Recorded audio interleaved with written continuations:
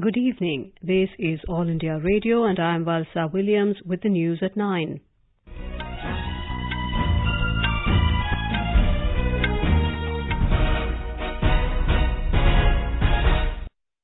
The headlines. Prime Minister Narendra Modi says his government is trying to transform lives of farmers and soldiers through various schemes. India becomes sixth biggest economy in World Bank ranking. CBI files charge sheet against Uttar Pradesh BJP MLA Kuldeep Singh Sengar in Unnao rape case. Centre leaves it to Supreme Court to examine constitutional validity of Section 377 of the IPC criminalising homosexuality.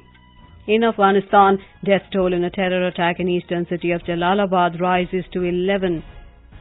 In FIFA World Cup, England to clash with Croatia in the second semi-final in Moscow tonight.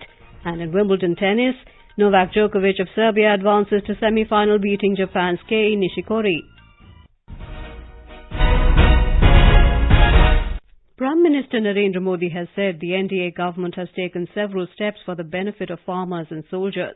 Addressing a Kisan Kalyan rally at Muktsar district in Punjab today, Mr. Modi said the NDA government is trying to restore respect to farmers and soldiers through various schemes. He reiterated his commitment to double farmers' income by 2022. He stated that efforts are being made in this direction for the past 4 years. The Prime Minister spoke about the increase in minimum support price MSP for Kharif crops, efforts taken to improve soil health, neem coating of urea and ensuring better markets for farmers. आपका धान हो, कपास हो, समर्थन मूल्य में 200 रुपये से लेकर के 1800 रुपये तक की वृद्धि की गई और कई फसलों में तो लगभग लागत का 100% यानी 2 गुना तक मूल्य मिलना तय किया है. Mr. Modi also thanked the farmers for filling the granaries with record production in the past 4 years. बीते 4 वर्षों में जिस प्रकार आप देश के अन्न भंडारों को रिकॉर्ड पैदावार से भर रहे हैं, उसके लिए मैं मेरे देश के किसानों को, आप सबको सर झुका करके नमन करता हूं. गेहूं हो, धान हो, चीनी हो, कपास हो या फिर दालें, उत्पादन के पिछले सारे रिकॉर्ड टूट रहे हैं. The Prime Minister said that be it ensuring food security or defending the borders, Punjab has always inspired the country. He said the NDA government fulfilled the promise of one rank, one pension OROP. More from our correspondent on the Prime Minister's Thanksgiving rally. Prime Minister has appealed the farmers to not to burn the residue of their crops in the field. In Thanksgiving rally at Malot, he said that straw burning not only increases the pollution, but by this fertility of soil also decreases. Prime Minister said that the central government is preparing a plan to solve this problem. He said that the 50% of the total budget earmarked for this plan will be spent in Punjab. Prime Minister uttered his speech in Punjabi. During the rally, 5 farmers thanked Prime Minister by presenting a model of tractor on behalf of all farmer fraternity. Farmers from Punjab, Haryana and Rajasthan attended the rally. Gagandeep Kaur Devgan, AIR News, Malot. The Prime Minister will directly interact with the members of self-help groups through video conferencing at 9:30 tomorrow morning. The groups which will take part in the interaction are under the Deen Dayal Antyodaya Yojana National Rural Livelihoods Mission DAY NRLM, Deen Dayal Upadhyay Gramin Kaushalya Yojana and Rural Self-Employment Training Institutes. The interaction will be available on Doordarshan and NIC webcast. DAY NRLM is one of the flagship programs of the Rural Development Ministry to alleviate rural poverty. It has emerged as the largest institutional platform for women's empowerment.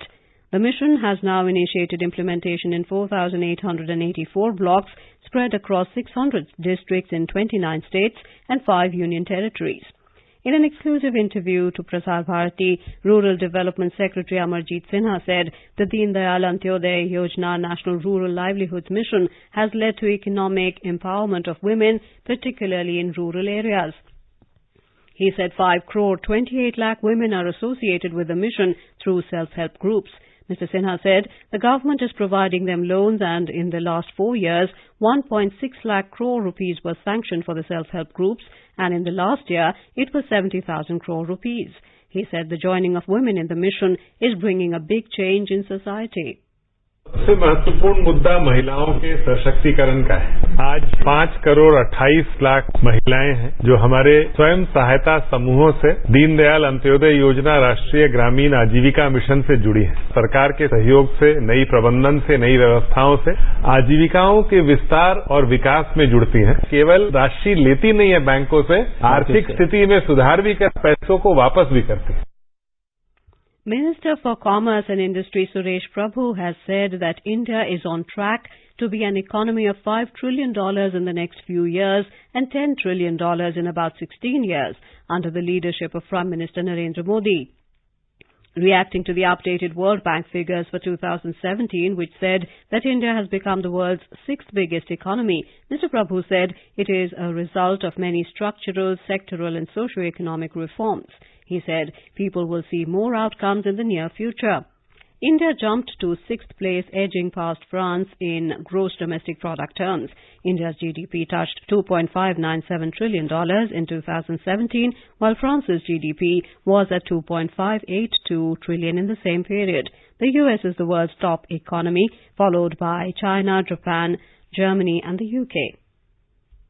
The CBI today charge-sheeted Uttar Pradesh BJP MLA Kuldeep Singh Sengar for the alleged rape of a minor girl in Unnao at his residence on the 4th of June last year. In the charge sheet, filed in a special CBI court in Lucknow, Sengar and his associate Shashi Singh have been charged with criminal conspiracy and other offences under IPC and the Protection of Children from Sexual Offences POCSO Act, which relates to rape of minors. Both the accused are under judicial custody. Sengar, a 4-time MLA who represents Bangarmao in UP Legislative Assembly, was arrested on the 13th of April.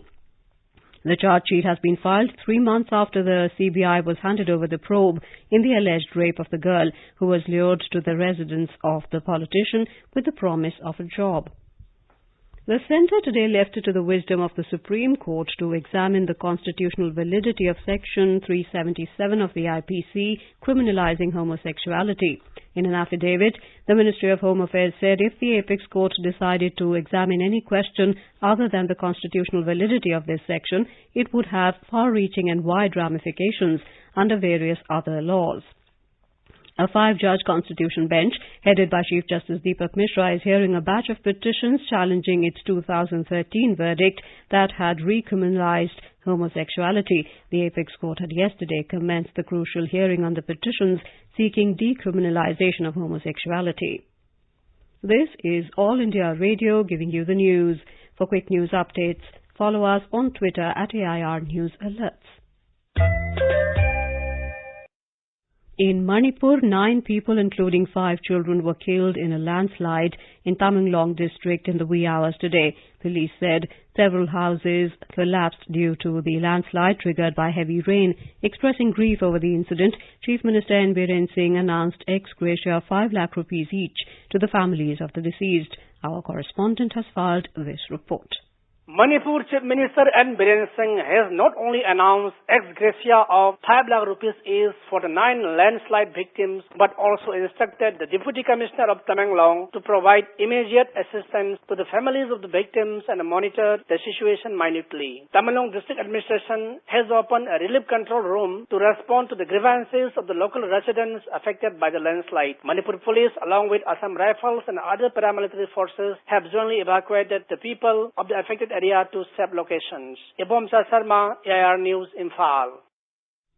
After 4 consecutive days of continuous downpour, rain has taken a break, bringing a sigh of relief for Mumbaikars. While rail services on central and harbour routes are running normally, long-distance trains of Western Railway still remain affected.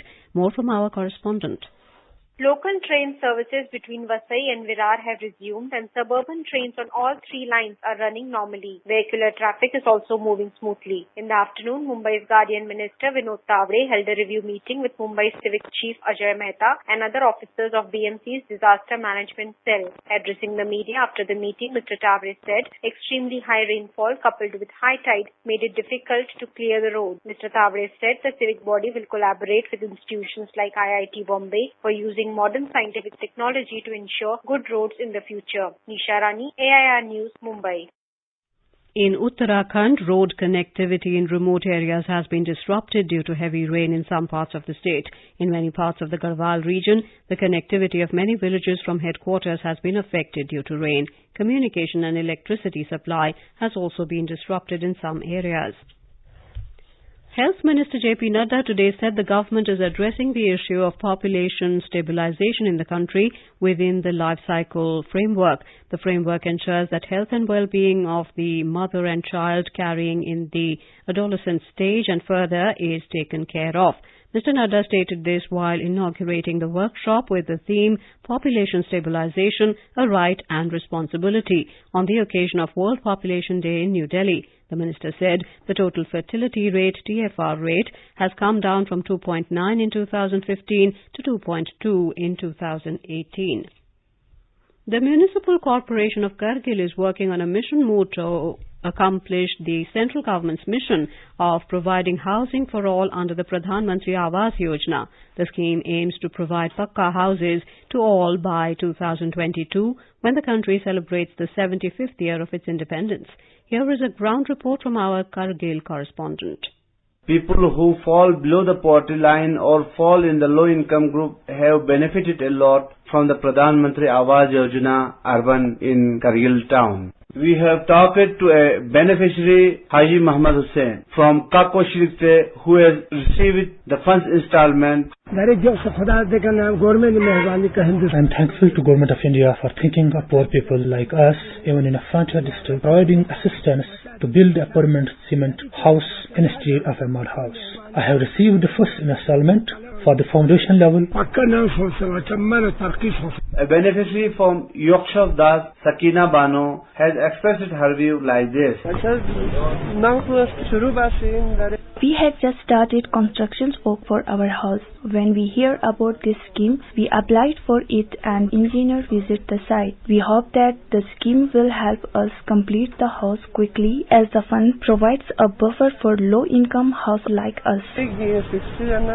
The Pradhan Mantri Awas Yojana Urban or PMAY scheme has become a popular topic of discussion in Kargil town within a year of its launch, and people are eagerly exploring how this scheme can help them. For AIR News, this is Anad Ali from Kargil. In Afghanistan, the death toll in a terror attack in the eastern city of Jalalabad has risen to 11. An official said another 10 people were also injured in today's attack on an education department compound in the city. At least 2 attackers were involved in the raid and both were killed. There is no immediate claim of responsibility for the attack. In football, England will battle it out against Croatia in the second semi-final of the FIFA World Cup at Luzhniki Stadium in Moscow tonight. The match will kick off at 11:30 p.m. England will be eyeing to reach the final of the World Cup for the first time since 1966, when they had lifted the trophy on their home soil. Croatia, on the other hand, have never made it to the final. Their previous best performance was in 1998 when they reached the semi-finals. The winner of tonight's game will play France in the final slated for Sunday. In tennis, an intense round of 4 men's singles quarterfinals is in store on the 9th day of Wimbledon in London today. Novak Djokovic of Serbia advanced to the semi-final, beating Japan's Kei Nishikori 6-3, 3-6, 6-2, 6-2 in the quarters. The match between number 1 seed Roger Federer of Switzerland and number 8 seed Kevin Anderson of South Africa is underway in a bid to reach the semis. And now, before we end the bulletin, the headlines once again. Prime Minister Narendra Modi says his government is trying to transform lives of farmers and soldiers through various schemes. India becomes 6th biggest economy in World Bank ranking. CBI files charge sheet against Uttar Pradesh BJP MLA Kuldeep Singh Sengar in Unnao rape case. Centre leaves it to Supreme Court to examine constitutional validity of Section 377 of the IPC criminalizing homosexuality. In Afghanistan, death toll in a terror attack in eastern city of Jalalabad rises to 11. In FIFA World Cup, England to clash with Croatia in the second semi-final in Moscow tonight, and in Wimbledon tennis, Novak Djokovic of Serbia advances to semi-final beating Japan's Kei Nishikori. That is all in the news at 9. Good night.